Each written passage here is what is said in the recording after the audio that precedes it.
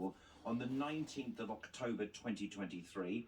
If she isn't granted that vote, she will press on regardless and has asked the Supreme Court to rule on whether it can be held without UK approval in the government stake. So joining me to talk about this is contributor to the majority, a Voice for Scotland's anti-nationalist majority. We say good afternoon to David Griffiths. David, hello to you. This is a really, really important idea of identity, not just for Scottish people, but of those around the rest of the British Isles who identify as British, actually.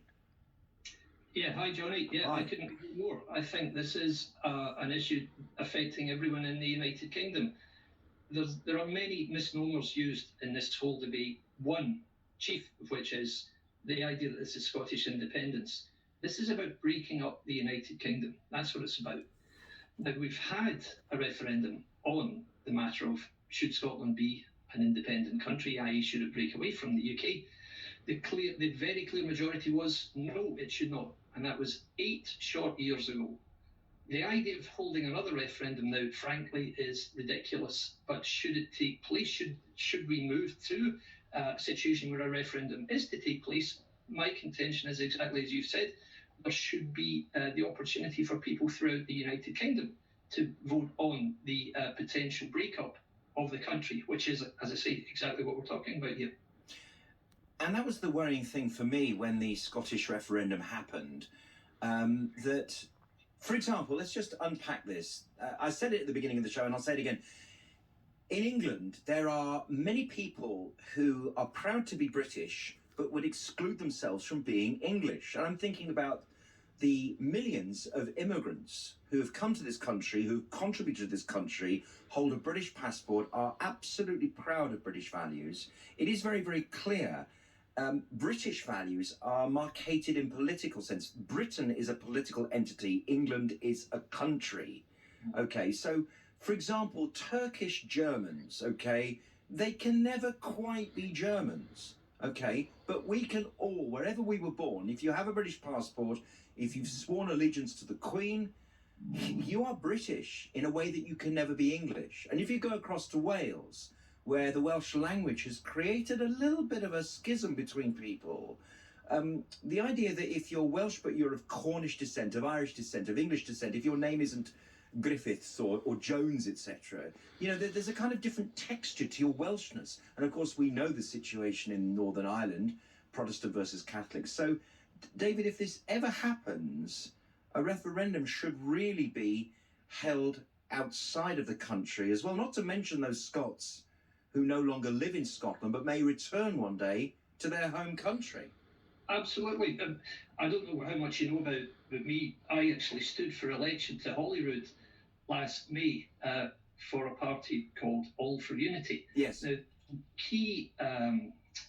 our key manifesto pledge, if you like, was to hold or to ensure there would be a United Kingdom Clarity Act, much as has taken place in Canada, which would enshrine in UK law the framework around which any future secession attempts could take place. And we laid out criteria, very clear criteria, including the fact that people who are Scottish and weren't living in Scotland should absolutely get a vote on whether Scotland should become an independent country. I would very happily roll that out further to the rest of the UK, because this is an enormously important issue we're talking about here. It is far more important simply than a devolved assembly, a devolved legislature in Scotland saying, well, we don't really like the Prime Minister very much and we weren't really chuffed about Brexit, so we quite like to be independent. Oh, I'm very sorry, but that's not going to happen. You're talking here about a centuries-old union of countries which has become a country, a sovereign state in its own right. Now, you can't just break up a sovereign state because some people in Scotland don't like Boris Johnson very much. That's ludicrous. It's just, we're talking about something which is massively important to the future. And I take your point exactly about Britishness. I've got friends from Gibraltar who see exactly the same as you. They consider themselves British, although they live in London. They don't consider themselves English, but they're British. And I take that completely. I understand it very well. There is a notion of Britishness, which I think possibly people who don't live in this country don't maybe grasp. It in Northern Ireland, as you say, it very much identifies people. You're either British or you're Irish in Northern Ireland. And in Scotland, it's becoming that way, if you like, because it's becoming more. If you are seen as being British, it's almost because of a political stance that you have, or possibly, as you said, maybe because of your status in terms of immigration, or where you come from, where your forebears came from. So we have this sense of Britishness.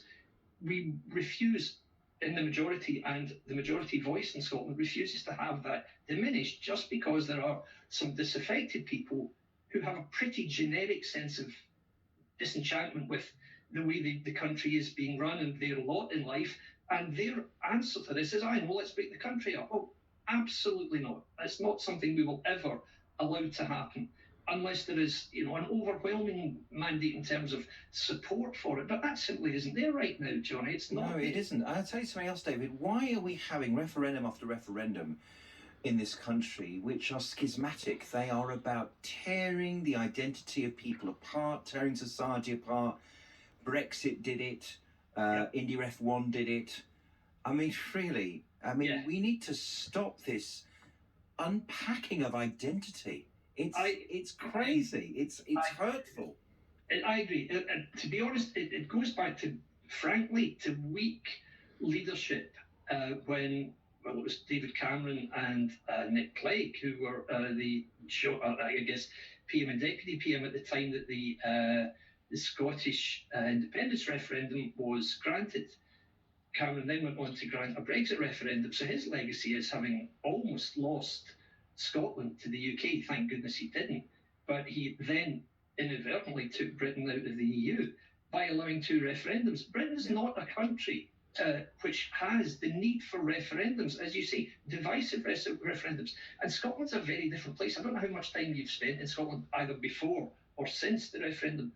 Very, very different. A much more bitter place and a much more divided place. And what a shame that is to hear. Yeah. Because we love Scotland. David Griffiths, thank you very much indeed for joining us. Contributor